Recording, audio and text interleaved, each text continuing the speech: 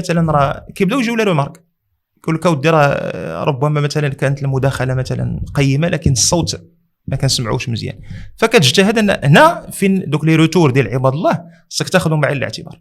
هذه النصيحه اللي كيتكلم عليها النبي، الدين والنصيحه هو هذا. كنبدا ناخذ لي روتور وتنبقى نقاد، ناخذ لي روتور وتنبقى نقاد. اللي عند الداعيه عنده شي حاجه اللي هي اهم من ديك ليماج، وهو السلعه التي يسوق لها. السلعه التي يسوق لها هي الله، هي كلام الله عز وجل، هي الجنة سيد ربي. كي قال النبي عليه الصلاه والسلام الا ان سلعه الله غاليه، الا ان سلعه الله الجنه.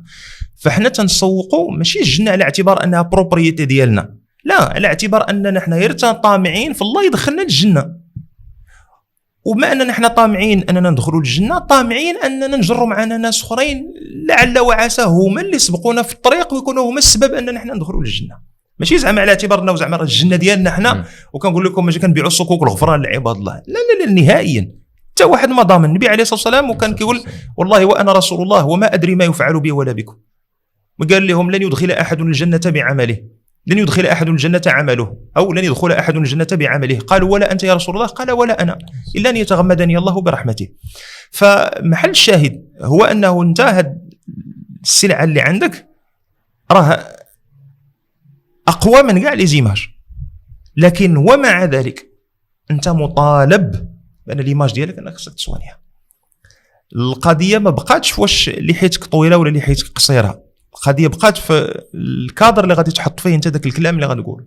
من بين الامور اللي متعلقه بالصوره ديالك هو الصوره الكلاميه، الالفاظ ديالك اللي انت كتستعملها، نوعيه المخاطبين. مثلا راه كاين بعض المجالس اللي غتلقاني كنتكلم فيهم، يعني اجتهد انني نتكلم فيهم باللغه العربيه فقط، وكاين بعض المجالس اللي غتلقاني نتكلم باللغه العربيه وتبسط شي شويه ديال الدارجه، وكاين بعض المجالس بحال اللي جالس انا وياك من دابا كنتكلموا بالدارجه، وحيت كاين شي وحدين اللي غتلقى اللعبه ديال دوك الصحاب علاش تدخل الفرنسيه الاخ.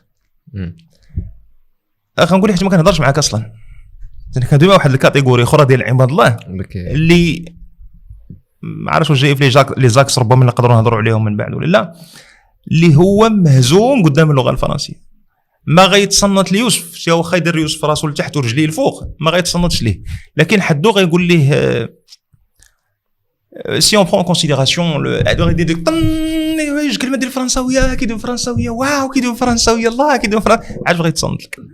وكترنى في شحال من مجلس كتجلس وكتسمع عباد الله كتشير بالفرنساويه على اليمين على اليسار وانت معيطين لك باش دير واحد الكلمه. ملي كتدخل ديجا بان عباد الله كدير ديك اللعيبه ديال لا ما كنشريوش السماطين باش ما نقولوش حاجه اخرى. لا واحد الكليشي مشي عند الناس، واحد الكليشي يقول العيبه ديال الحياه تبيعوا الريب قدام الجامع، ونسى كاع دوك الحياه اللي ميدسان لي زانجينيور اللي خارجين من الجامع تبان لي هذاك اللي حي اللي كيبيع الريب، علما انه هذاك اللي كيبيع الريب وهذوك اللي زانجينيور وهذوك اللي ميدسان راه بثلاثه كيشتركوا في واحد الحاجه، وانهم كيقلبوا على طرف الخبز بالحلال. كيتك انت اللي كتبيع وتشري في الشراب ولا الحياه لا والو، هو علمنا بما نعبروه.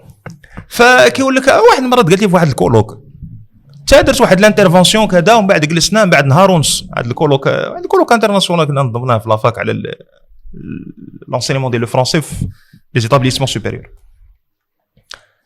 قال لي واحد قال لي انا je me suis dit quand je vous ai vu mais qu'est-ce qu'il fait là هذا.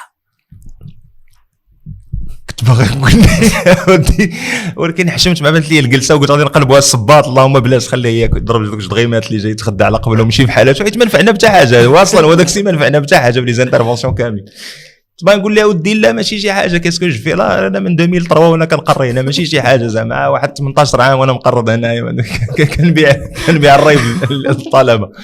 فالناس عندهم دي كليشي من بيناتهم هو انه الى ثم كاين كي قلت لك درنا على واحد السلسله نيت في قناه الانس في رمضان تقريبا فشي 20 حلقه 18 حلقه وقيله ولا 20 حلقه لا اذكر تقريبا دابا شي 3 سنين.